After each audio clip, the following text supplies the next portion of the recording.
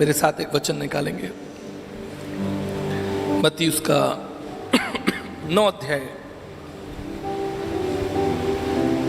और उसके 36 पद को देखिए। Book of Matthew chapter 9 and verse 36।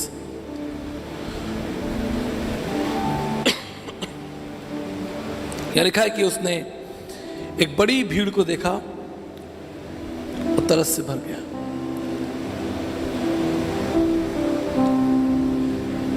एक महान प्रतापी परमेश्वर जिसके कह देने से संसार अस्तित्व में आ गया, ब्रह्मांड अस्तित्व में आ गया, उसने एक बड़ी भीड़ को देखा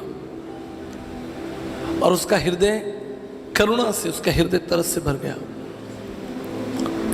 दैट्स द मिस्ट्री, एक रहस्य है। अगर कोई व्यक्ति ज्ञानी है, धनवान है, बलशाली है और करुणा में है, एक रहस्य है। क्योंकि जब मनुष्य बल को, शक्ति को प्राप्त कर लेता है, ऊंचाइयों पर पहुंच जाता है, तो उसके हृदय से करुणा जो है वो विलुप्त हो जाती है।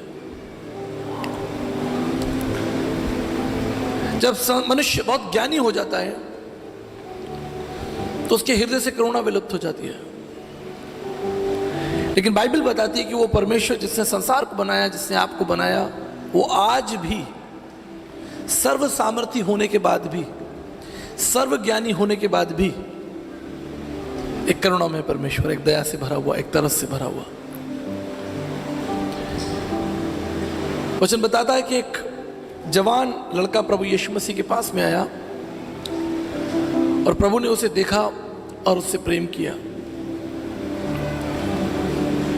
यद्यपि प्रभु सर्वज्ञानी है, उसे सब पता है, उसे आपका उसके पास आने का कारण मालूम है, आप क्यों आए हैं।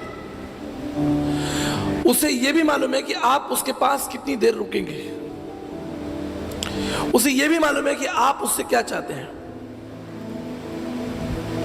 वो जानता है कि हम स्वार्थ से भरे हुए हैं, हमारा जीवन स्वार्थ से भरा है, दुष्टता से भरा है, लेकिन फिर भी वो हमारे लिए करुणा में परमेश्वर है, दया का परमेश्वर है। करुणा, तरस परमेश्वर को स्वर्ग से जमीन पर ले आया। देखिए, मैं एक बात सोचता हूं कि प्रभु हमारा इतना बलशाली है कि उसने स्वर्ग के सिंहासन पर बैठे बैठे संसार को बना दिया। उसे कहीं जाने की जरूरत नहीं पड़ी, कुछ करने की जरूरत नहीं पड़ी। उसने बोला और यह संसार अस्तित्व में आ गया। उसने कहा सूर्य बन जाए तो सूर्य बन गया, चंद्रमा बन जाए बन गया, पहाड़, नदी, तालाब, जो कुछ आप इस ब्रह्मांड को, सृष्टि को देखते हैं, वो सब कुछ उसके बोलने से हो गया। तो यदि वो चाहता तो आपके पाप क्षमा भी बोलकर कर सकता था। स्वर्ग में सिंहासन पर बैठकर जो है वो आपके पाप क्षमा कर सकता था। लेकिन उसने क्या चाहा? उसने चाहा कि वो संसार में मनुष्य बनकर उतर आए। That's a secret, that's a mystery of godliness, परमेश्वर का रहस्य है। इसलिए बाइबल का संदेश दुनिया के तमाम दर्शनों से, तमाम धर्म पुस्तकों से बिल्कुल अलग है। यहां परमेश्वर स्वयं उपस्थित है। उस संसार में मनुष्य बनकर आ गया, हमारे बीच में रहा। आज मैं आपको मनुष्य की 3 आवश्यकताएं बताऊंगा। संसार ने हमें 3 आवश्यकताएं बताई हैं। वो हमारी आवश्यकताएं क्या है? रोटी, कपड़ा और, ये संसार ने आपको सिखा दिया है कि भाई रोटी होनी चाहिए, कपड़ा हो और मकान हो। लेकिन बाइबल बताती है कि परमेश्वर ने केवल हमारे शरीर को नहीं, लेकिन हमारी आत्मा को भी दिया है। Is not just God of the body but God of soul and mind. और वो हमारी आवश्यकता को जानता है। उसे पता है कि हमारे लिए क्या बेहतर है। जैसे एक मां को पता है कि बच्चे के लिए क्या बेहतर है। हमारी बहुत सी बहनें यहां पर बैठी हैं जो मां हैं, हाथ उठाइए।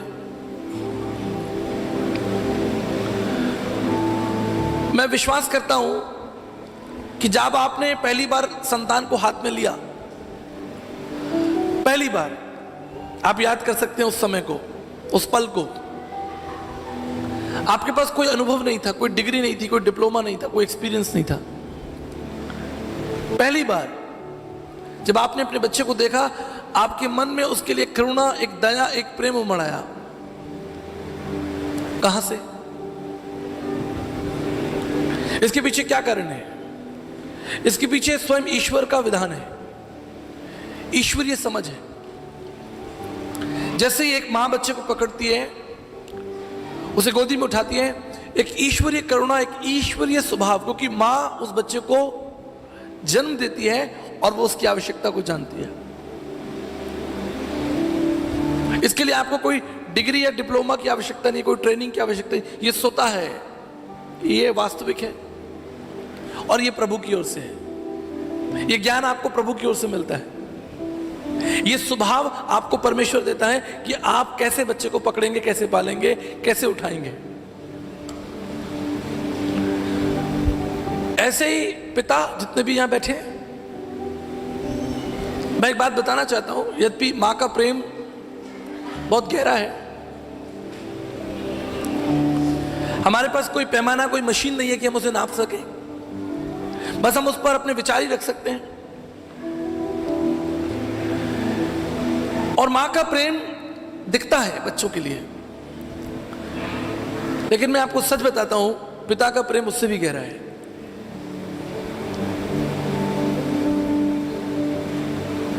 अगर मां का प्रेम एक तालाब के समान है, तो पिता का प्रेम एक समुद्र के समान है, बहुत गहरा है। इसे शब्दों में नहीं बताया जा सकता। एक पिता पूरी जिंदगी लगा देता है अपने बच्चे को सींचने के लिए, पूरी जिंदगी लगा देता है, खर्च कर देता है अपने आप को थका देता है, खत्म कर देता है अपने आप को, पैदल चल चल कर, बोझ उठाकर, कष्ट उठाकर। मैंने अपने पिता को देखा है। उस समय जब मेरे पिताजी साइकिल से नौकरी करने जाया करते थे, उनसे पूछा जाए कि तुम इतनी मेहनत क्यों कर रहे हो भाई, पिता से पूछा जाए इतनी मेहनत क्यों करते हो, घर में बैठो आराम करो, पंखा चला के बैठो। बच्चे हैं, उनके लिए घर से बाहर जाना है, कमाना है, घर बनाना है, किराया किश्त देना है, राशन लेकर आना है, बिजली किराया देना है। जितने पिता बैठे हैं यहाँ पर, मैं जानता हूं, मैं खुद एक पिता हूं। पूरी जिंदगी खर्च कर देता है पिता, अपने आप को खत्म कर देता है उन बच्चों को पालने के लिए, सींचने के लिए। कहां से मिलती है आपको वो शक्ति, कहां से मिलती है वो प्रेरणा? परमेश्वर से। उसके लिए हमें कोई डिग्री, डिप्लोमा, कोई ट्रेनिंग करने के लिए नहीं जाना, वो स्वतः हमारी आत्मा में परमेश्वर डाल देता है। एक बार मेरे हाथ में थोड़ी चोट लगी थी, तो मेरी बिटिया ने पूछा कि पापा ये चोट आपको कैसे लगी? तो मैंने बहाना बनाया, मैंने कहा चलो देखते हैं, इसको परखते हैं। मैं बोला बेटा वो तुम रात में सो जाते हो ना 2 बजे के बाद, तो मैं बोरी उठाने, आलू की बोरी उठाने के लिए ट्रक में बोरी उठाकर डालने के लिए जाता हूं। तो मैं 100 बोरियां उठाकर ट्रक में डालता हूं, तो मुझे 500 रुपया मिलता है। हैरान हो गई, कहता पापा आपके हाथ में ये चोट बोरी उठाने से लगी?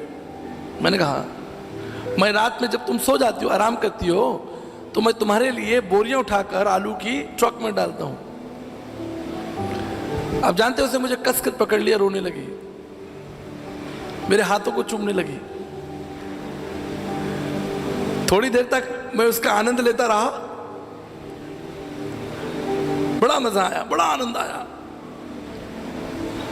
कहते पापा आप बोरी मत उठाया करो, कोई बात नहीं, हमें अच्छा खाना, अच्छा कपड़ा नहीं मिलेगा, कोई बात नहीं, लेकिन आप बोरी मत उठाओ, आप मेहनत मत करो, हम थोड़े में घर चला लेंगे। मेरी बेटी मुझे कह रही है,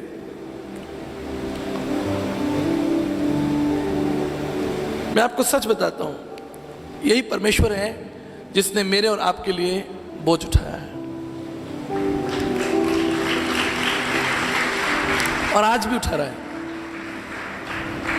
और ये बोझ सांसारिक नहीं है, बोरियों के समान, सीमेंट के समान। ये बोझ आपके और मेरे पापों का बोझ है। उस बोझ को उठाते उठाते वो घायल हो गया, थक गया, लेकिन फिर भी उठाया। क्रूस की भयानक मृत्यु सह ली, फिर भी खड़ा रहा, अड़ा रहा अपने बच्चों के लिए, आपके लिए, क्योंकि वो आपसे प्रेम करता है, आपकी चिंता करता है, आपकी आवश्यकताओं को जानता है, आपसे पहले और आपसे बेहतर। अदन की वाटिका में जब आदम और हव्वा से पाप हो गया, ये बड़ी कठिन परिस्थिति थी। मैं आपको इसको समझाना चाहता हूं। मुझे प्रभु ने इस पर दर्शन दिया, मुझे रिवील किया प्रभु ने मुझे। तो परमेश्वर को आदम और हव्वा को बगीचे से निकालना पड़ा।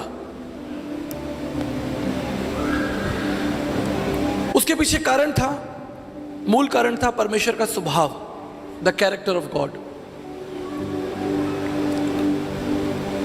इसलिए क्योंकि परमेश्वर पवित्र है और कोई भी पवित्र अपवित्र विषय या वस्तु परमेश्वर के समक्ष खड़ा नहीं हो सकता,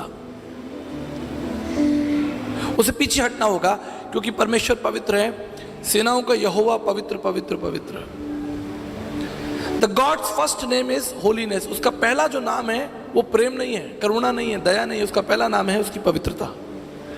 पवित्रता उसका ताज है, क्राउन है। और चूंकि परमेश्वर पवित्र है तो आदम और हव्वा को बगीचे से हटना पड़ा, निकलना पड़ा। लेकिन एक रहस्य मैं आपको बताना चाहता हूं, तब भी परमेश्वर ने उन्हें छोड़ा नहीं, त्यागा नहीं। अगर आज परमेश्वर मनुष्य को छोड़ देता, मनुष्य को त्याग देता, तो हम क्या कहते हैं कि एक समय परमेश्वर था और मनुष्य था, दोनों में लड़ाई हो गई, बात खत्म हो गई। 3 पन्ने की बाइबल होती, एक में परमेश्वर के बारे में लिखा होता, एक में मनुष्य के बारे में लिखा होता, और तीसरे में उस समस्या के बारे में जो परमेश्वर और आदम के बीच हो गई। बस बात खत्म हो गई। लेकिन बात खत्म नहीं हुई। अब आदम और हव्वा परमेश्वर के पास नहीं लौट सकते, लेकिन परमेश्वर उनके पास जा सकता है। That is the secret, that's the gospel. इसलिए मैं सुसमाचार का चुनाव मैंने किया है कि मैं जिंदगी भर सुसमाचार का प्रचार करूंगा। I am a gospel preacher. परमेश्वर आपकी आवश्यकताओं को जानता है, और आपकी सबसे बड़ी आवश्यकता क्या है वचन में देखेंगे। भजन संहिता 29:11 आपकी एक बहुत महत्वपूर्ण आवश्यकता। भजन संहिता 29 और उसका 11 पद यहां लिखा है, यहोवा अपनी प्रजा को बल देगा और यहोवा अपनी प्रजा को शांति की आशीष देगा। कभी सोचा ही नहीं हमने इसके बारे में। हम प्रभु से मांगते रहे खाने पीने की चीजें, कपड़ा, भोजन वस्तु। कभी हमने परमेश्वर से कहा ही नहीं कि Lord we need your peace. क्योंकि जब तक आपके हृदय में शांति नहीं होगी, आप परमेश्वर के सिद्धांतों को, परमेश्वर की योजनाओं को कभी नहीं समझ पाएंगे। अगर आप परमेश्वर के सिद्धांतों को, परमेश्वर की योजनाओं को जानना चाहते हैं, पहली चीज परमेश्वर से आपको मांगनी है कि प्रभु मुझे आपकी शांति चाहिए। एक शांत हृदय आपको परमेश्वर के निकट ले जाएगा और आप परमेश्वर को देख पाएंगे, समझ पाएंगे, उसकी व्यवस्थाओं को जान पाएंगे। एक घबराहट के हृदय के साथ आप परमेश्वर की योजनाओं को नहीं जान पाएंगे। इसलिए फिलिपियों उसका 4 अध्याय उसके 7 पद में लिखा है, book of Philippians chapter 4 verse 7, तब परमेश्वर की शांति जो सारी समझ से परे है, परमेश्वर की शांति सारी समझ से परे है, तुम्हारे हृदयों में राज्य करे, तुम्हारे विचारों को मसीह यीशु में सुरक्षित रखे। परमेश्वर जानता है कि मनुष्य को शांति की आवश्यकता है, और इसलिए आज संसार की आप हालत देखें, पूरे संसार के अंदर अशांति फैली हुई है। आज हर देश का धन का एक बड़ा हिस्सा हथियारों के लिए खर्च हो रहा है। किसी भी देश में जब बजट बनता है तो बजट का एक बड़ा हिस्सा जो है वो हथियार खरीदने के लिए सरकार को खरीदना पड़ता है, करना पड़ता है। वो सोचते हैं कि हथियारों से हमारे देश में क्या हो जाएगी, शांति हो जाएगी। हथियार से शांति कभी नहीं होगी, ना आज तक हुई है ना कभी होगी। शांति का केवल एक ही स्वरूप है, वो है परमेश्वर का पुत्र प्रभु यीशु मसीह।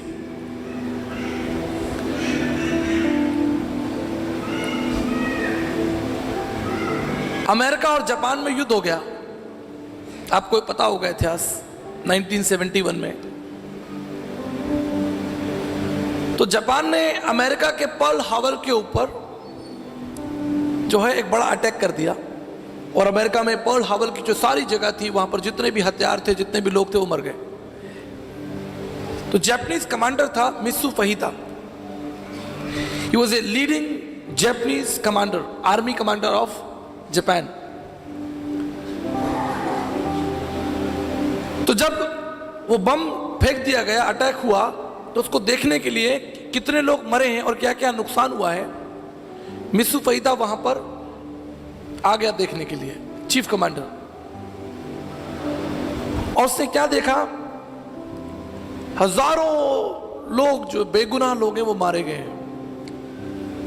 पूरा शहर पर्ल हार्बर नष्ट हो चुका है। उसने देखा कि प्रेग्नेंट महिलाएं जिनकी कोख में बच्चे थे वो वहां पर पड़े हुए हैं, मरे हुए हैं। ये दृश्य देखकर मित्सु फहिता का मानो हृदय फट गया। उसने कहा मैंने क्या कर दिया। जापान के अंदर अखबारों में उसकी कीर्ति छापी जा रही थी, हमारा सबसे शक्तिशाली योद्धा मित्सु फहिता, उसकी जय जयकार के गीत छापे जा रहे थे। लेकिन दूसरी तरफ मित्सु फहिता का जो हृदय था वो अशांत था। उसने कहा मैंने ये क्या कर दिया। वो वापस जापान आया और उसने आर्मी से रिजाइन कर दिया, chief commander of Japan army. लोगों ने पूछा सर आप ये रिजाइन क्यों कर रहे हैं। बोले मैं अब युद्ध पर नहीं जाऊंगा। अरे सर आप तो हमारे योद्धा हैं, हमारे देश के हीरो हैं, आप ही ने तो हमारे अपमान का बदला लिया है, हमें तो आप पर गर्व कहता कुछ नहीं, मैं अब युद्ध में नहीं जाऊंगा। लोगों ने बोला अब आप क्या करेंगे। बोला अब मैं संसार में यात्रा करूंगा और शांति के समाचार को बांटूंगा। I will not go for war, I will travel the world and talk about peace. लोगों ने कहा ये शांति आप लाएंगे कहां से। मित्सु फहिता ने कहा मैं शांति के राजकुमार के पास जाऊंगा, उसका नाम यीशु मसीह है। और इतिहास उठाकर देखिए, मित्सु फहिता जापान का पहला मिशनरी हुआ जिसने जापान के अंदर घर घर जाकर यीशु मसीह का प्रचार किया, जीवन ही बदल दिया। हथियार से नहीं, परमेश्वर की अनुग्रह से, उसकी शांति से। Peace is the greatest need of your family. आपके जीवन में, आपके परिवार में, आपके व्यक्तिगत जीवन में, आपके ऑफिस में, आपके बिजनेस में, हर जगह पर शांति आवश्यक है, द पीस ऑफ गॉड। इसलिए परमेश्वर का वचन कहता है तब परमेश्वर की शांति, जरा ध्यान दीजिएगा वचन पर, मनुष्य की शांति नहीं, जो सारी समझ से परे है, तुम्हारे हृदय और तुम्हारे विचारों को मसीह यीशु में सुरक्षित रखे। इसलिए प्रत्येक सुबह जब मैं उठता हूं, मैं परमेश्वर से प्रार्थना करता हूं, Lord you fill me with your peace. आज जब मैं अपने घर से बाहर जाऊं, लोगों से मिलूं, काम पर जाऊं, यात्रा पर जाऊं, मुझे अपनी शांति देना, मुझे एक शांत हृदय देना पिता, क्योंकि शांत हृदय से मैं आपकी विधियों को समझ पाऊंगा, शांत हृदय से मैं आपके कार्यों को, आपकी योजनाओं को समझ पाऊंगा।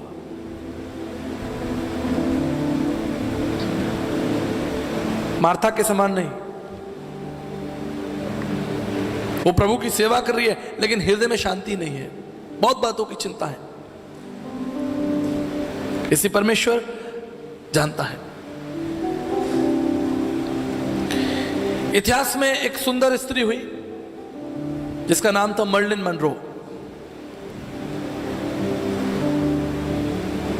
कुछ लोग कहते हैं कि अपने समय की सबसे खूबसूरत महिला थी मर्लिन मनरो, अमेरिकन एक्ट्रेस थी। लोग उसे देखने के लिए आते थे। उस समय के जवान मर्लिन मनरो का पिक्चर, तस्वीर अपनी जेब में रखकर घूमा करते थे। बड़ी बड़ी सभाओं में उसे बुलाया जाता। अमेरिका देश की बड़ी बड़ी प्रोग्राम्स में वो चीफ गेस्ट हुआ करती थी। एक दिन अमेरिका के प्रेसिडेंट ने मर्लिन मनरो को एक बड़ी सभा में चीफ गेस्ट के रूप में बुलाया। कार्यक्रम के बाद वो अपने घर चली गई। अगली सुबह उसके मैनेजर, उसके ऑफिसर्स दरवाजे पर आए, दरवाजा खटखटाया कि मैडम सुबह हो गई है, आप तैयार हो जाइए, हमें जाना है। दरवाजा खटखटाते रहे लेकिन दरवाजा नहीं खुला। बहुत देर तक उसके स्टाफ, उसके मैनेजर दरवाजा खटखटा, दरवाजा नहीं खुला। अंततः उन लोगों को दरवाजा तोड़ना पड़ा और वो तोड़कर दरवाजा अंदर गए। जब वो अंदर गए तो उन्होंने देखा कि मर्लिन मनरो संसार की सबसे खूबसूरत स्त्रियों में से एक, धनवान, प्रतिष्ठित, जिसके पास ऐश्वर्य है, ताकत है। अमेरिका की सरकार उसको प्रोटेक्शन दे रही है। उसने आत्महत्या कर ली और इससे पहले वो संसार को छोड़कर जाए, उसने एक पत्र लिखा। उसने कहा मेरे पास वो सब कुछ है जो एक मनुष्य चाहता है, जो एक मनुष्य कल्पना करता है, वो सब कुछ मेरे पास है। लेकिन जो चीज मेरे पास नहीं है वो है मेरे हृदय में शांति। I do not have peace. मैं बहुत से धनवान लोगों के साथ बैठता हूं। ये मेरे लिए बड़े, मैं कह सकता हूं कि बड़े प्रिविलेज रहा कि मैंने दुनिया के तमाम धनवान लोगों के साथ बैठकर खाना खाया। बड़े बड़े गवर्नर्स, प्रेसिडेंट्स, बिजनेसमैन। लेकिन जब मैं उनके जीवन में नजदीक आकर देखता हूं, मैं देखता हूं कि उनके हृदय में शांति नहीं है। वो अच्छा खाते हैं, थोड़ी देर के लिए स्वाद होता है। ये मानो आप रसगुल्ला खाते हैं तो थोड़ी देर, कितनी देर का स्वाद रहता है मुंह में? 30 सेकंड। कल तो बारात टीम ने फटाफट रसगुल्ले खा लिए। 10-15 खा लिए क्या? कितनी देर का स्वाद रहेगा? किसी कार्यक्रम में जाएंगे आप, थोड़ी देर अच्छा कपड़ा वपड़ा पहन के जाएंगे, जैसे अभी आप सब, हम लोग आए हैं। कितनी देर का ये आनंद है? अभी हमारी बहन मुझसे कह रही थी कि आचार्य जी मुझे तो दुख हो रहा है। मैंने कहा क्यों दुख हो रहा है? कल आप चले जाएंगे, कल यहाँ कोई नहीं होगा। कल अगर आप इस जगह पर झांकेंगे, आएंगे, कोई नहीं होगा यहाँ। ये मेला खत्म हो जाएगा। अकेले आपको जाना होगा, जीवन के मार्ग में अकेले जाना होगा।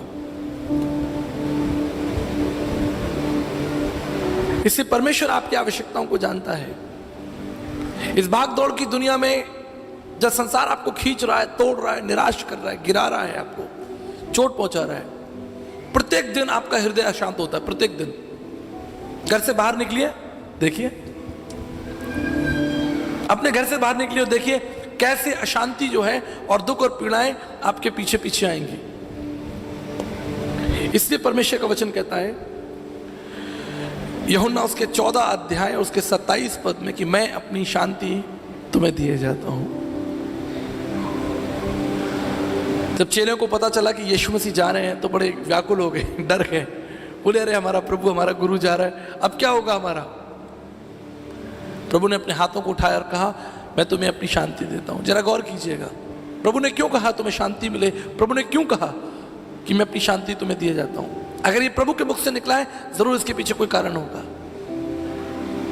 हमारा प्रभु बिना किसी कारण के कुछ नहीं बोलता। उसे कहा है मैं अपनी शांति तुम्हें दूंगा। पौलुस कहता है कि मसीह की शांति तुम पर राज्य करे। चेले भयभीत थे, डरे हुए थे, क्योंकि यीशु मसीह क्रूस पर चढ़कर मार दिया गया, चेले डरे हुए थे। और वचन में लिखा है कि जब प्रभु यीशु मसीह चेलों के बीच प्रकट हुए तो उन्होंने क्या कहा, तुम्हें शांति मिले। अगर प्रभु कह रहे हैं तो ये आपके लिए जरूरी है। अगर प्रभु ने कहा है कि जरूरी है तो जरूरी है। लेकिन क्या कभी आपने इसके लिए प्रार्थना की? आप क्या मांग रहे हैं? कपड़ा मांग रहे हैं, जमीन मांग रहे हैं, गाड़ी मांग रहे हैं, पैसा कौड़ी मांग रहे हैं, नौकरी मांग रहे हैं। किसने प्रार्थना की प्रभु मुझे अपनी शांति दीजिए? कब प्रार्थना की आपने? मुझे लगता है 10-20 साल तो हो गए होंगे कभी आपने प्रार्थना ही नहीं की होगी कि प्रभु अपनी शांति मुझे देना, आज और कुछ नहीं चाहिए, शांति दे प्रभु, ताकि मैं तेरी विधियों को समझ सकूं, तेरे कार्यों को समझ सकूं। आप इसे हल्के में मत लीजिएगा। अगर प्रभु ने कहा है तो ये जरूरी होगा। आमीन। दूसरी महत्वपूर्ण चीज, द कंपैशन ऑफ गॉड, परमेश्वर का तरस। प्रभु का वचन कहता है जिसके पास पुत्र है उसके पास, पुत्र का मतलब जिसके पास परमेश्वर का तरस है। अगर आपने परमेश्वर के तरस को प्राप्त कर लिया तो परमेश्वर के जीवन को प्राप्त कर लिया, सामर्थ्य को प्राप्त कर लिया आपने। मुझे नहीं मालूम कभी आपने तरस का अनुभव किया है किसी दूसरे के लिए नहीं, अपने ऊपर। इसे मैं एक उदाहरण देकर समझाना चाहता हूं। एक बार मैं बस में यात्रा कर रहा था, अपने कॉलेज जा रहा था और 13 रुपए की टिकट थी। तो कंडक्टर मेरे पास में आया, बोला टिकट। मैंने अपनी जेब में हाथ डाला, मेरे पास पर्स ही नहीं था। मैं बोला अरे मेरा तो पर्स घर पर रह गया कहीं। वो बोला 13 रुपए दीजिए नहीं तो बस से उतर जाइए। ये बात बता रहा हूं मैं आपको 25 साल पुरानी, सन 2001 की, 24 साल हो गया। अब दोपहर की समय, गर्मी का दिन, हाईवे पर, आगरा हाईवे, मैं बस से उतर गया। कॉलेज जाना था मुझे, एग्जाम था। अब मेरा मन बड़ा व्याकुल हो गया कि भाई मैं कॉलेज कैसे पहुंचूंगा, मेरे पास तो पैसा ही नहीं है, पर्स घर रह गया। तो बस थोड़ी आगे चली गई। अब मैं उस बस को जाते हुए देख रहा हूं, मन में सोच रहा हूं अरे भाई मुझे बैठा के ले जाते, पहुंचा देते तो क्या फर्क पड़ता। इतनी बड़ी बस जा रही है, कहीं कोने में बैठा रहूंगा, मैं खड़ा हो जाऊंगा, लेकिन अपनी यात्रा तो पूरी हो जाएगी। छोड़ दिया मुझे, उतार दिया, उतरो नीचे। तो बस आगे गई, रुक गई थोड़ी दूर जाकर, जैसे आपका बाहर गेट है ऐसे रुक गई बस जाकर। उसमें से एक आदमी उतरा, उसने मेरी तरफ इशारा किया, बोला भाई दौड़ कर आओ। तो मैं यहां से लेकर जैसे आपका बाहर गेट है दौड़ कर गया। मैंने कहा बोलिए। कहता आ जाओ यार मैं तुम्हारे पैसे दे देता हूं। पहली बार मैंने अपनी जिंदगी में, पहली बार, फर्स्ट टाइम, तरस को अनुभव किया कि किसी ने मुझ पर करुणा की है, किसी ने मेरा दाम चुकाया। भाई पूरे रास्ते में उसे देखता रहा। उस समय ऐसा कुछ ये जीपे वगैरह नहीं होता था, फोन वोन नहीं होते थे। वापस करने का भी वो भी यात्री था, मैं भी यात्री था। बुजुर्ग अंकल थे, बोले प्रभु आपके साथ हूं, बोल के चला गया। मैं आज तक उसको नहीं भूला, 24 साल हो गए। उसने मेरा दाम चुकाया। मत्ती 9:36 में लिखा कि परमेश्वर ने, यीशु मसीह ने एक बड़ी भीड़ को देखा, उसका हृदय, भीड़ बदले में कुछ नहीं दे सकती, मैं उस व्यक्ति को बदले में कुछ नहीं दे सकता। I have nothing to do, nothing to give him back. लेकिन मैं तरस का पात्र बन गया। उसने अपनी करुणा मुझ पर दिखाई और आज 24 सालों बाद भी मुझे वो घटना याद है। यह है तरस। परमेश्वर का वचन पवित्र शास्त्र बाइबल लूका उसके 7 अध्याय 11 से 17 में लिखा है कि उस विधवा का जो पुत्र था वो मर गया था। उसकी अर्थी ले जा रहे थे। Death is the end.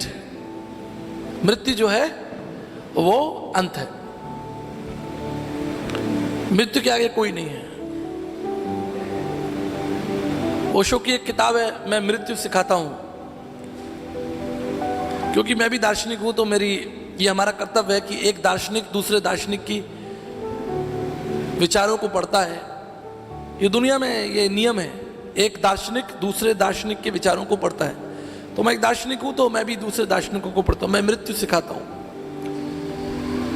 भैया हम मित्र वित्र नहीं सिखाते, हम तो जीवन सिखाते हैं। जो हमारे गुरु से मिला है हम वो सिखा रहे हैं। Death is the end. वो जवान बच्चे की अर्थी जा रही थी,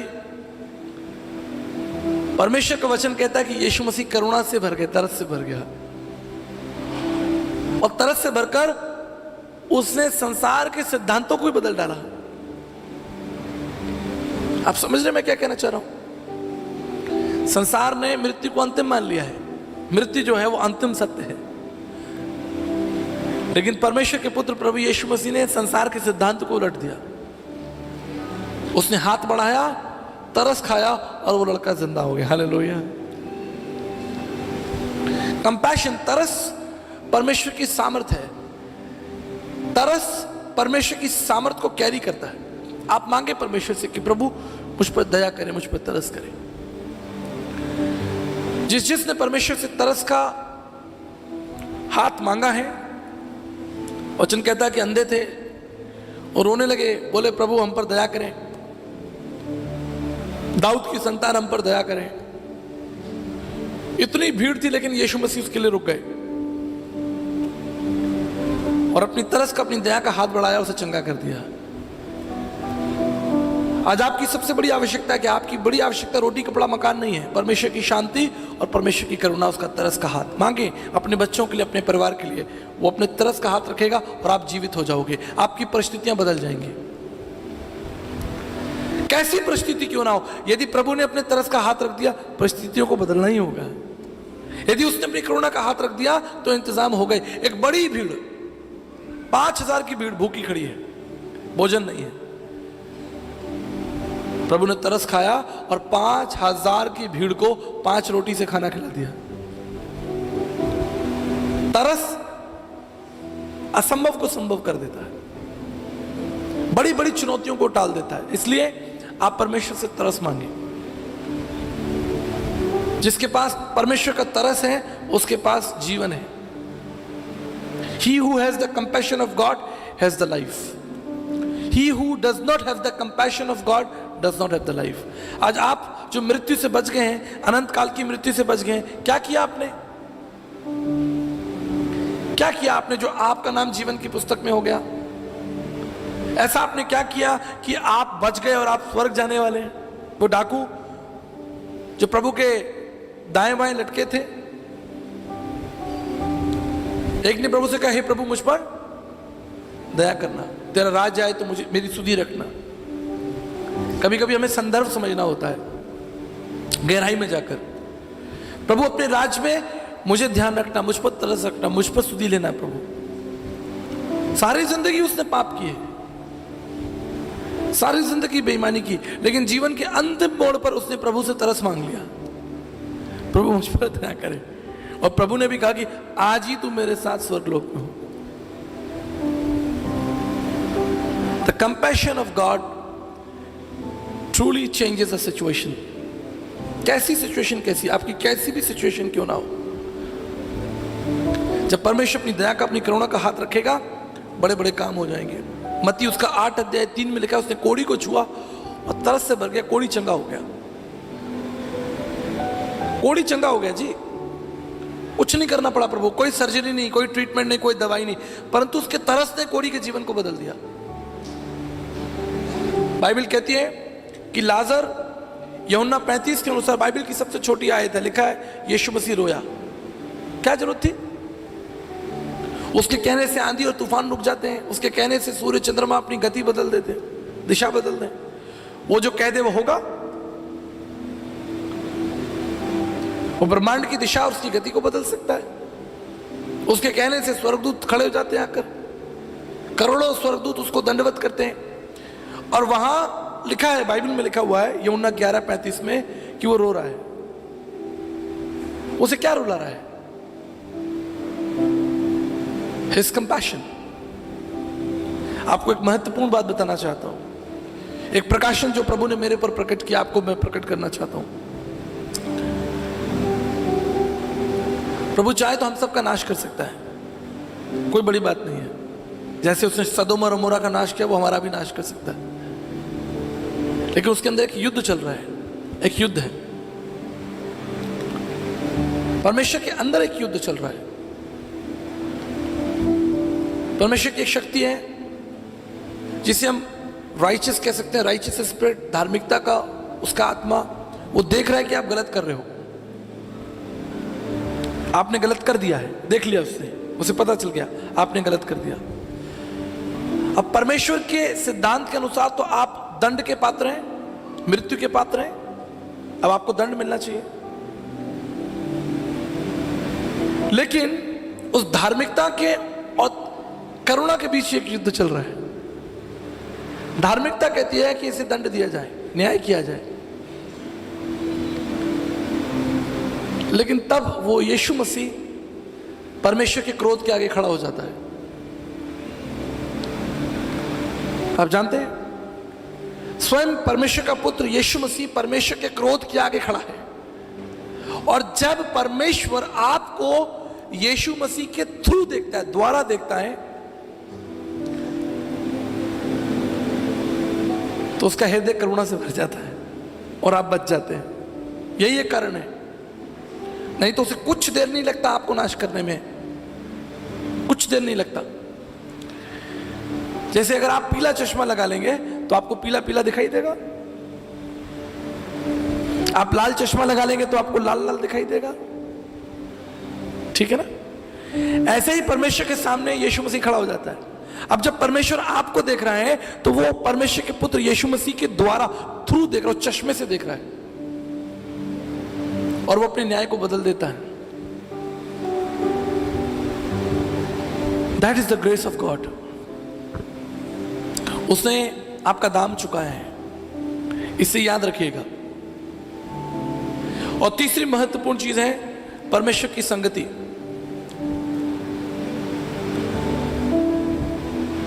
परमेश्वर हमें बनाकर भूल जाने वाला या छोड़ देने वाला परमेश्वर नहीं है।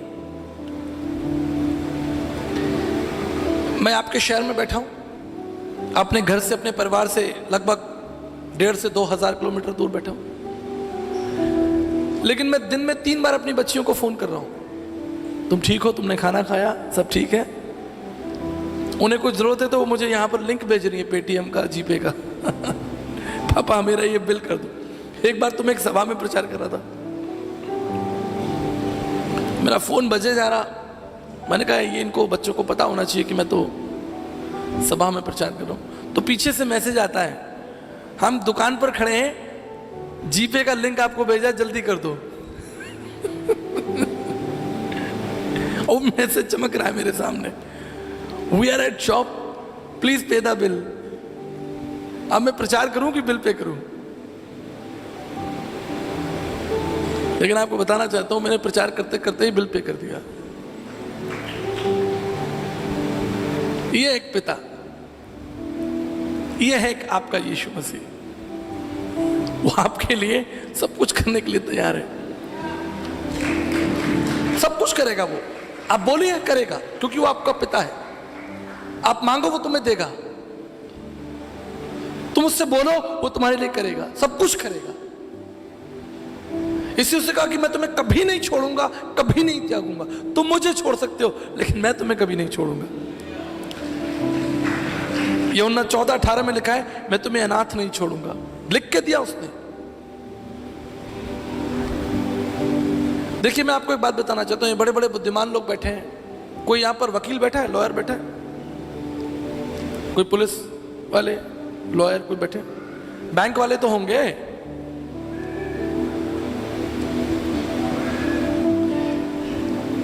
तो सिग्नेचर करके दे देना, आप चेक के ऊपर संख्या भर दो लेकिन सिग्नेचर मत करो, वो बैंक में मैनेजर पास नहीं करेगा। सिग्नेचर तो कराओ जिस व्यक्ति का ये चेक है। So God's promises are not verbal, God's promises are in written. Guarantee है, उसने अपनी वाचा लिख के दी है, लिख के दी है। मैं करूंगा, तुम्हें अनाथ नहीं छोड़ूंगा, मैं तुम्हें नहीं त्यागूंगा, मैं तुम्हारे साथ हूंगा, लिख के। लीगल डॉक्यूमेंट है, लिखना मतलब लीगल डॉक्यूमेंट। आप विवाह करते हैं, लिख के देते हैं ना, अंगूठा लगाते हैं, लिख के देते हैं ना।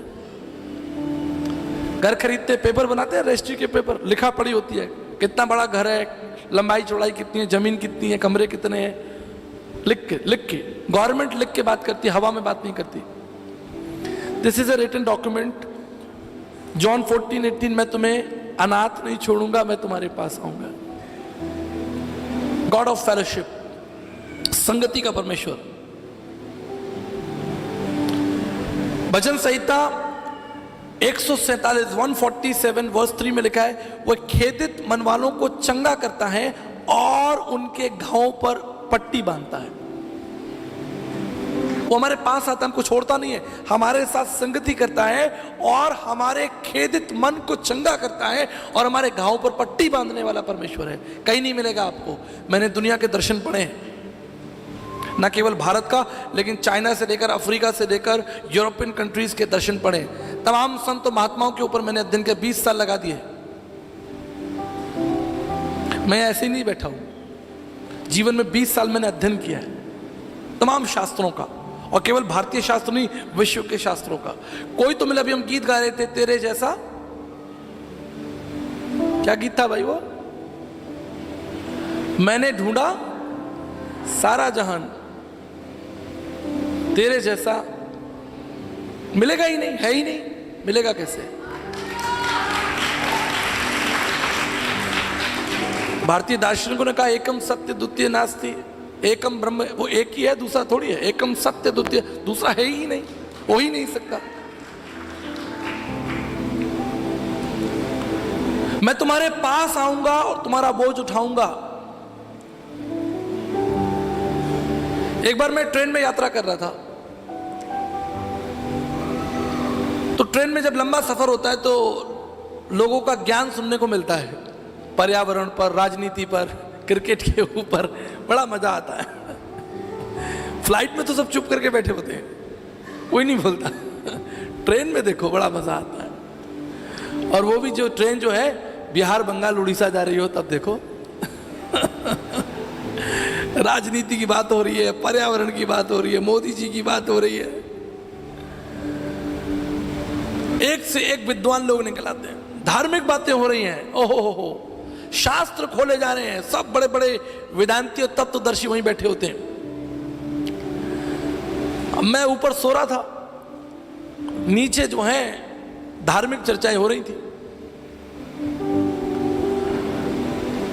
तो हमारे साथ एक छोटा बच्चा यात्रा कर रहा था अपनी मां के साथ, करीब होगा 4-5 साल का बच्चा होगा, और बीमार था, तो उसने वॉमिट कर दी। तबीयत ठीक नहीं थी, बुखार था, वॉमिट कर दी। जैसे ही वॉमिट की, वो सारे विद्वान लोग वहां से उठकर चले गए। और मैंने ऊपर से देखा, मैं बोला भाई स्मेल तो बहुत आ रही है, चलो कोई बात नहीं। तभी एक अद्भुत दृश्य देखने को मिला। वो सारे विद्वान, धर्मों पर चर्चा करने वाले, ज्ञान देने वाले सब भाग गए, लेकिन जो मां थी वो नहीं गई। तो उसने अपना बक्सा खोला, अपना एक दुपट्टा निकाला, उस सारी गंदगी को समेटा। उसे लगभग 5 से 7 मिनट लगे उस स्थान को साफ करना। फिर वो वॉशरूम में गई, उस कपड़े को साफ किया, फिर लेकर आई, फिर साफ किया, फिर गई, फिर उस कपड़े को साफ किया। अब परमेश्वर तो जीवित है, वो मुझसे बात करने लगा। बोले क्या देख रहे हो, क्या समझ में आ रहा है? मैंने कहा प्रभु सब समझ में आ गया जो आप कह रहे हैं। बड़े बड़े ज्ञानी भाग जाएंगे, लेकिन जो रचयिता है, जिसने जन्म दिया है, वो नहीं भागेगा। पड़ोसी रिश्तेदार भाग लेंगे, लेकिन मां नहीं जाएगी। मां तो गंदगी उठाएगी, बच्चे को पालेगी, सारी रात जगेगी।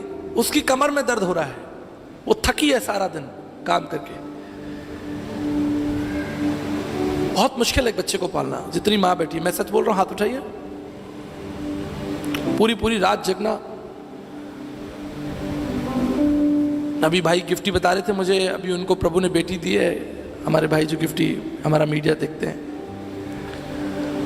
पहली संतान, पहली बिटिया हुई। अब वो रात भर रोती है, और वो रात भर रोएगी तो माँ बाप कैसे सोएंगे? तो गिफ्टी भाई बता रहे थे कि भैया सच में हमारी पत्नी बहुत परेशान हो गई, मतलब उनके भी आंसू निकल आए। ऑफिस भी जाना है, काम भी संभालना है, घर भी संभालना है और उस बच्चे को संभालना है। बहुत कठिन जॉब है। अगर आपकी मम्मी जी भाग जाती हैं आपको छोड़कर तो आप यहां बैठे होते आज? आपकी मां आपको छोड़कर भाग जाती तो आप बैठे होते यहां पर? कैसे पालती है बच्चों, जवानों में बता रहा हूं आपको। इसलिए बाइबल कहता है, परमेश्वर का वचन कहता है कि अपने माता पिता का आदर करना। संसार के ज्ञानी चले जाएंगे, लेकिन जिसने जीवन दिया है, जिसने आपको पैदा किया है, वो आपको कभी नहीं छोड़ेगा। मेरे पिताजी जीवन भर साइकिल से चले। इतना धन नहीं था उनके पास कि वो एक मोटरसाइकिल भी खरीद सके। पूरे जीवन उन्होंने कभी मोटरसाइकिल स्कूटर नहीं खरीद पाया। हम 3 भाई बहन थे, हमें पढ़ाया। उनकी 5 बहनें थी तो 5 बहनों की शादी की। मैंने अपने पहले दिन बताया था मीटिंग में, मेरे दादाजी की मृत्यु जल्दी हो गई थी तो जिम्मेदारी मेरे पिताजी के ऊपर आ गई। 5 बहनों की शादी की, भाई की शादी की, रिश्तेदारों को संभाला, उसके बाद उनकी शादी हुई, हम लोग हुए। जीवन भर वो हैंड टू माउथ रहे। तनख्वाह आती थी 6 तारीख को, 15 तारीख तक सब खत्म। उसका देना है, उसका देना है, उसका देना है। कभी स्कूटर मोटरसाइकिल नहीं खरीदे। लेकिन जब मैं हाई स्कूल में आया तो मैं अपने पिताजी के पास में गया। मैंने कहा पिताजी एक स्कूटर खरीदना है। अपने लिए नहीं खरीदा, लेकिन 28,700 रुपए का स्कूटर मुझे दिलाया। किस्तें भरी उसकी 3 साल। 3 साल उस समय। आज 28,000 रुपये कोई बड़ी बात नहीं है, फिर भी बड़ी बात है, लेकिन उतनी बड़ी बात नहीं है जो आज से 25-30 साल पुरानी, 30 साल पुरानी बात बता रहा हूं आपको। 3 साल उन्होंने उस स्कूटर का EMI चुकाया। मेरी माँ सुबह 4 बजे उठती थी। आप में से बहुत सारी माताएं जो है वो मेरे माँ की उम्र की होंगी। आज से 30 साल पहले, 40 साल पहले कोई गैस चूल्हा थोड़ी होता था। आप 4 बजे उठते थे, 5 बजे कोयला तोड़ते थे। याद है आपको? बच्चे स्कूल जाएंगे 6 बजे, 6:30 बजे तैयार होंगे। 4 बजे उठकर अंगीठी लगाना, कोयला तोड़ना। भाग सकते थे जिम्मेदारियों से, छोड़कर भागा जा सकता था। अरे कौन 4 बजे उठे इन लोगों के लिए, भाग जाओ यहां से, छोड़ दो, त्याग दो इनको। लेकिन नहीं भाग सकते, नहीं भाग सकते जी। ये जीवन है, ये संबंध है, ये खून का संबंध है। हमारे प्रभु के साथ हमारा संबंध जो है वो बातों का नहीं है, खून का संबंध है। ये खून की बात हो गई, खून का रिश्ता हो गया। सिर्फ ज्ञान का रिश्ता नहीं है, ये खून का रिश्ता है। इसलिए मैं यीशु मसीह से प्यार करता हूं। उसने हमारे लिए रक्त बहा दिया। उस संगति को देने के लिए आप सोच के देखिए, क्रूस मैंने आपको उसने बताया था, ये मृत्यु का चिन्ह उसने अपने ऊपर उठा लिया हमारे लिए, ताकि हमारा नाम जीवन की पुस्तक में हो। उस जिम्मेदारियों से मुंह नहीं मोड़ा उसने, उस डर से मुंह नहीं मोड़ा, उस भय से मुंह नहीं मोड़ा, उस अपमान से मुंह नहीं मोड़ा।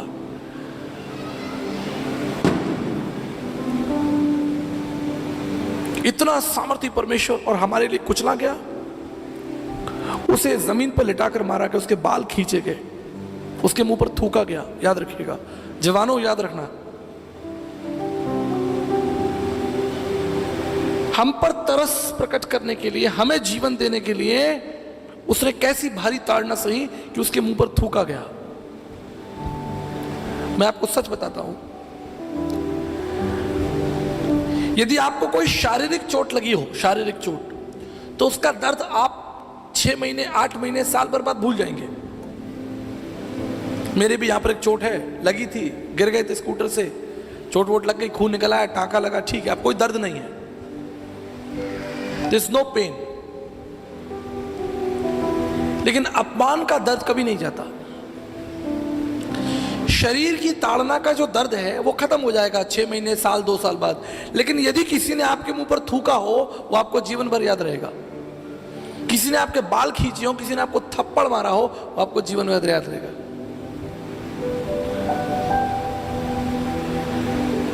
हमें जीवन देने के लिए, हमें संगति देने के लिए वह संसार में मनुष्य बनकर आया, और बाइबल कहती है उसने दुख उठाया, ताड़ना सही, पीड़ा सही, अपमान सहा, उसके मुंह पर थूका गया।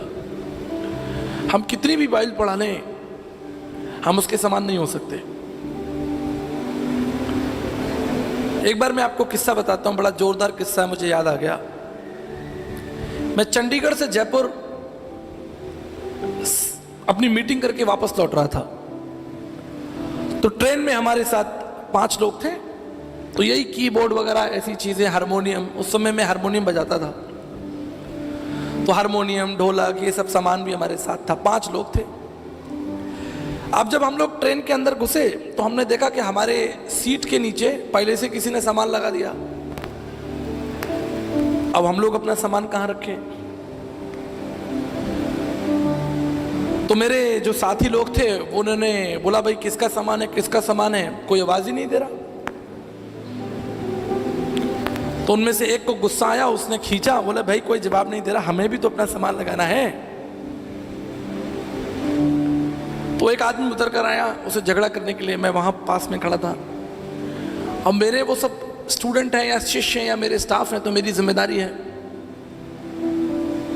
मैं गुस्से में गया देखने के लिए कौन है भाई। बड़े गुस्से में मैं उसके पास में गया, सब ये पूछने के लिए भाई हम अपना सामान। जैसे ही उस व्यक्ति ने मुझे देखा, करे अरे आचार्य विकास जी आप, तो मेरा जो गुस्सा था वो गले में ही अटक गया, गले में ही अटक गया। अब हम क्या गुस्सा करें? उसने मुझे पहचान लिया, कहते हैं सर आप, अरे सर ये आपका सामान है, हम सारा सामान, आप चिंता मत करिए हम लगाते हैं। तो हम मनुष्य लोग हैं, हम क्षणिक गुस्सा कर लेते हैं, तुरंत क्रोध आ जाता है, तुरंत बदला लेने की भावना, तुरंत जीतने की भावना, अहंकार तुरंत। आप ये मत सोचिए मैंने अपनी कहानी बता दी तो आप अभी आप सब लोग भी ऐसे ही हैं। मैंने देखा एक बार मीटिंग खत्म हुई, लोग पार्किंग के लिए बाहर मसीह लोग आपस में लड़ रहे थे। मैं बोला अरे भाई अभी तो तुमको मैंने प्रभु की करुणा प्रेम सिखाया, मसीह लोग आपस में पार्किंग के लिए झगड़ा कर रहे, तुमने मेरी गाड़ी के सामने गाड़ी कैसे लगा दी? मेरे सामने ही मैं खड़ा देख रहा हूं। मैं बोला भाई कमाल है। हम मनुष्य होकर तुरंत बदले की भावना रखते हैं, तुरंत गुस्से की भावना रखते हैं, जीत की भावना रखते हैं, बदला लेने की भावना। लेकिन उस अपमान को सहता रहा। उसे मालूम था कि मैं संसार में क्यों आया हूं। उसने कहा, परमेश्वर का वचन हमारे लिए कहता है, मैं तुम्हें अकेला और अनाथ नहीं छोड़ूंगा, मैं तुम्हारे पास खड़ा रहूंगा, मैं अपने आशीर्वाद को तुम्हारे लिए बनाए रखूंगा, अपनी करुणा को बनाए रखूंगा। सारा संसार तुम्हें त्याग देगा लेकिन मैं तुम्हें नहीं छोड़ूंगा। The whole world will reject you, but I will never leave you and never forsake you. Bible कहती है एक व्यक्ति जो दुष्टात्मा से भरा हुआ था, उसे कोई मिलने नहीं जाता था, सब उससे डरते थे, उसे जंजीरों से बांधा हुआ था, अकेली जिंदगी जी रहा है। He is totally rejected, isolated. लेकिन यीशु मसीह चलकर उसके पास में गए, चलकर उसके पास गए, उसके बंधनों को तोड़ दिया, उसे आजाद कर दिया। क्या जरूरत थी एक व्यक्ति के लिए? वो व्यक्ति चंगा हो गया, दुष्टात्माएं चली गई, एक व्यक्ति के लिए वो चलकर गया। अब हम लोग इस तरीके की सभाओं में आते हैं तो कितने सारे लोग हमें सुनने के लिए आते हैं। कई बार तो हमारी सभाएं बहुत बड़ी होती हैं,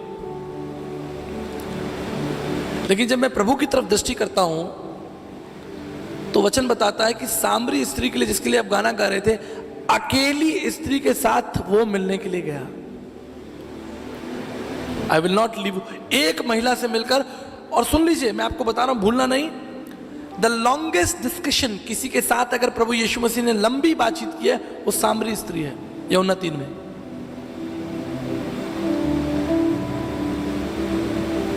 लॉन्गेस्ट डिस्कशन निकोदेमस और यूहन्ना 3 और यूहन्ना 4 में आप पढ़ेंगे, निकोदेमुस के साथ में और सामरी स्त्री के साथ में, एक स्त्री के साथ। कुछ दार्शनिकों ने कहा, कुछ विद्वानों ने कहा, लगभग 3.5 घंटे वो बातचीत चली एक स्त्री के साथ। कोई बड़ी महासभा नहीं थी, कोई स्टेज नहीं था, लेकिन उसे एक स्त्री की भी चिंता थी, एक व्यक्ति की चिंता थी। वो उठकर उसके पास गया। आज वो उठकर आपके पास आना चाहता है। यदि आप एक अकेले भी हैं, कोई दिक्कत नहीं है, वो आपके पास आएगा। He will come to. That is his promise. वो खेदित मन वालों को चंगा करेगा और उनके घावों पर पट्टी को बांधेगा। हालेलुया। वो आपको छोड़ेगा नहीं। आप मत सोचिए कि अगर आपको घाव लगाए संसार आपको छोड़ देगा, लेकिन प्रभु नहीं छोड़ेगा। मैंने बहुत घाव से, मैं आपको बताता हूं। मैं ऐसी सभाओं में अपनी गवाही कम रखता हूं, क्योंकि मैं ज्यादातर परमेश्वर का वचन गहराई से बांटना चाहता हूं। मैंने अपनी जिंदगी में बहुत दुख और बहुत अपमान और बहुत पीड़ा सही, लेकिन बस एक ही बात की शक्ति थी कि प्रभु मेरे साथ है। वो आपके अकेलेपन को जानता है। वो नहीं चाहता कि आप अकेले रहें। उसने आदम को देखकर कहा कि इसका अकेला रहना अच्छा नहीं, मैं इसको सहायता दूंगा। वो आपकी जरूरत जानता है। He knows your need. यदि वो उस आदम की आवश्यकता जानता है, तो वो आज आपकी आवश्यकता भी जानता है। बिगेस्ट एनिमी, हमारा सबसे बड़ा शत्रु जो है, वो अकेलापन है। शैतान हमें अकेला करना चाहता है, हमारे परिवार से, हमें समाज से, दुनिया से हमें गिराना चाहता है। उसने यूसुफ को अकेला कर दिया, उसने दाऊद को अकेला करने की कोशिश की, उसने शद्रक मेशक को, अबेदnego को अलग किया, उसने दानियल को अकेला कर। अकेलापन हमारा शत्रु है, क्योंकि जब हम अकेले होंगे तो हम मर जाएंगे। इसलिए परमेश्वर चाहता है कि आप अकेले ना रहें। The biggest enemy is the loneliness. 10 साल पहले मैं इंडोनेशिया में था, और इंडोनेशिया की एक जेल में मैं प्रचार करने गया। तो वहां पर एक अफ्रीकन व्यक्ति था जिसे 30 साल की सजा हुई थी, 30 इयर्स, ड्रग्स स्मगलिंग करने के लिए। तो जब मैं इंडोनेशिया की जकार्ता की जेल में प्रचार करने के गया, सारे कैदी बैठे थे। वो स्थानीय कैदी थे, इंडोनेशियन कैदी थे, लेकिन उनके बीच में एक अफ्रीकन कैदी था। मेरी दृष्टि उस पर पड़ी, वो अलग था। जब सभा समाप्त हुई तो चाय और ब्रेड वहां पर रखी थी, सब लोग वहां पर चाय ब्रेड खा रहे थे। तो वो इंडोनेशियन प्रिजनर जो बेचारा था, वो अकेला पेड़ के नीचे बैठकर ब्रेड खा रहा था और चाय पी रहा था। He was alone. मैं उसके पास गया, मैंने उससे कहा कि आप यहां जेल में कैसे पहुंचे। उसने अपनी गलती को माना। उसने कहा कि सर, मैं इंडोनेशिया में ड्रग्स पैडलर था, ड्रग्स की सप्लाई करता था, और 3 बार मैं छोटी छोटी ड्रग्स लाते ले जाते पकड़ा गया। लेकिन एक बार मैं एक बड़ी गाड़ी में बहुत सारी ड्रग्स लेके जा रहा था और मुझे पकड़ लिया गया, और मुझे 30 साल की सजा हो गई है। उसके पास एक फोटो था उसके परिवार का, उसकी पत्नी और 3 बच्चे। उसने अपनी जेब से अपने परिवार का फोटो दिखाया, कहा कि मेरी पत्नी और मेरे बच्चे मेरा इंतजार कर रहे हैं, लेकिन मैं इस जेल से नहीं जा सकता, मुझे यहां 30 सालों के लिए रहना पड़ेगा। मेरे पास कोई उपाय नहीं था, केवल कि मैं प्रार्थना करके वहां से जा सकूं। लेकिन जब मैं प्रार्थना करके वहां से जाने लगा, परमेश्वर का आत्मा मुझसे बात करने लगा। उसने कहा, शैतान यही चाहता है, लोगों को दूर ले जाना चाहता है, अकेला, उसे बंदुआई में डालना चाहता है, उन्हें मार डालना चाहता है। इसलिए मनुष्य को मेरी आवश्यकता है। अगर उस व्यक्ति के पास मैं होता, उसने मेरी बातों पर ध्यान दिया होता, तो वो आज जेल में नहीं होता। आज आप स्वतंत्र हैं, आप स्वतंत्रता का आनंद ले रहे हैं, लेकिन मैं आपको बताना चाहता हूं, आपकी सबसे बड़ी आवश्यकता है द प्रेजेंस ऑफ गॉड, परमेश्वर की उपस्थिति। इसको आप मजाक में, हल्के में कभी मत लेना। और परमेश्वर की उपस्थिति का मतलब एक सभा नहीं है। परमेश्वर की उपस्थिति का मतलब इतवार के दिन 2 घंटे का चर्च नहीं है। परमेश्वर की उपस्थिति का मतलब नहीं कि 3 दिन की एक अच्छी कन्वेंशन हो जाए। प्रत्येक दिन उठते बैठते चलते फिरते तुम यहोवा के साथ चलना और उससे कहना कि प्रभु मुझे आपकी जरूरत है, आई नीड योर प्रेजेंस। इसलिए उसने कहा wherever you go my presence shall come with you, जहां कहीं तुम जाओगे मेरा आत्मा तुम्हारे साथ होगा। और रिटर्न में दिया है। मेरी बात ध्यान रखिएगा, मुझे मालूम है पूरा संदेश भूल जाएंगे, एक बात घर लेके जाइएगा, रिटर्न में all his promises are in the written, am I right? कुछ भी हवा में नहीं है, all his covenant is in the written document है। आप क्लेम कर सकते हैं, अगर आप किसी को लिख के देते हैं तो वो व्यक्ति सामने वाला क्लेम कर सकता है आपने लिख के दिया था मुझे, आपने कहा था, आपने प्रॉपर्टी के पेपर पे साइन किया, आपने चेक पे साइन किया हुआ है, आपने लिख के दिया, आप उसे कोर्ट में घसीट सकते हैं। देखिए परमेश्वर कितना सामर्थ्य, कितना बुद्धिमान है, उसने अपनी सारी प्रतिज्ञाओं को हमें रिटर्न में दिया। उसने कहा मैं तुम्हें अनाथ नहीं छोड़ूंगा, मैं तुम्हें अकेला नहीं छोड़ूंगा, मैं तुम्हें मरने नहीं दूंगा, मैं तुम्हें प्यासा नहीं छोड़ूंगा, मैं तुम्हें भूखा नहीं छोड़ूंगा। इजराइलियों के साथ साथ चला, कमाल है। वो लोग प्रत्येक दिन परमेश्वर का इनकार करते हैं, लेकिन फिर भी परमेश्वर उनके आगे। हमारा कोई इनकार कर दे हम तो मुड़ के ही ना देखें। सही कह रहा हूं कि नहीं कह रहा हूं? कोई आपका इनकार कर दे, आप मुड़ के भी उसे नहीं देखेंगे, अरे छोड़ तू अपने घर जा, अपने घर का राजा होगा, मेरी बात नहीं मानेगा। हमारी कोई बात नहीं मानता तो हम क्या करते हैं, हम रिश्ता विश्ता सब तोड़ देते हैं, कट्टी हो जाती है हमारी, छोड़ो छोड़ो वहां जाना नहीं।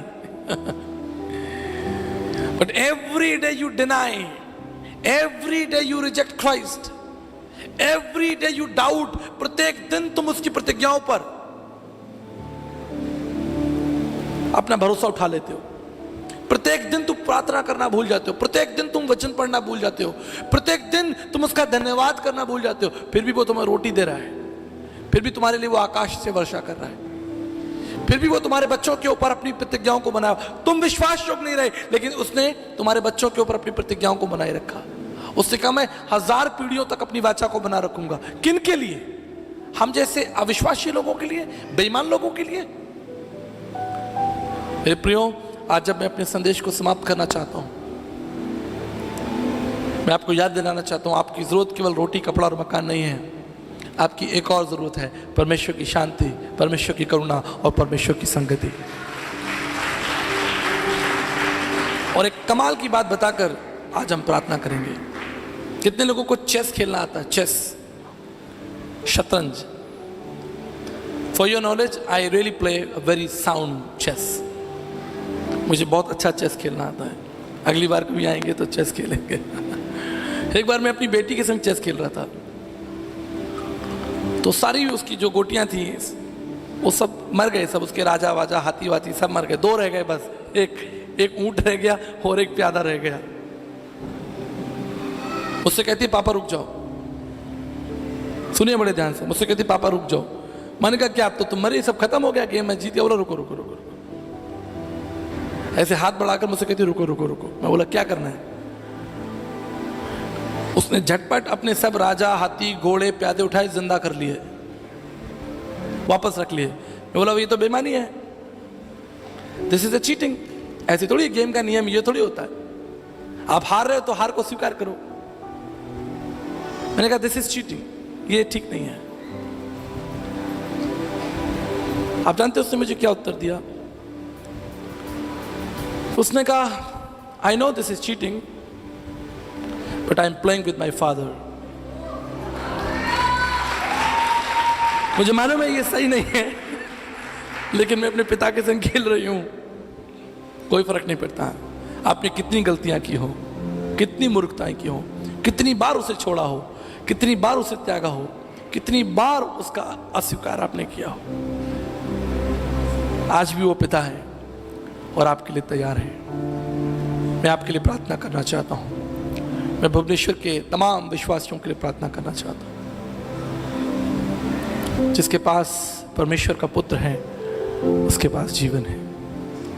एक दिन हम उसे देखेंगे, हम दौड़कर उसके गले लग जाएंगे, वो अपनी करुणा का हाथ हमारे सर पर रखेगा, हमारे घावों को, हमारे दुख को, हमारी पीड़ाओं को, हमेशा के लिए हमसे दूर कर देगा, हमारे आंसुओं को पूछेगा, हमारे घावों पर पट्टियां बांध देगा और अपना सब कुछ, जैसे उस सराय में जाते हुए उस व्यक्ति ने अपना सब कुछ उस सामरी यात्री के लिए दे दिया और कहा कि और भी कुछ लगेगा तो मैं दे दूंगा। उसने आपके लिए खून बहाया है, उसने आपके लिए पीड़ा सही है, और भी कुछ करना पड़ेगा तो वो करने को तैयार है।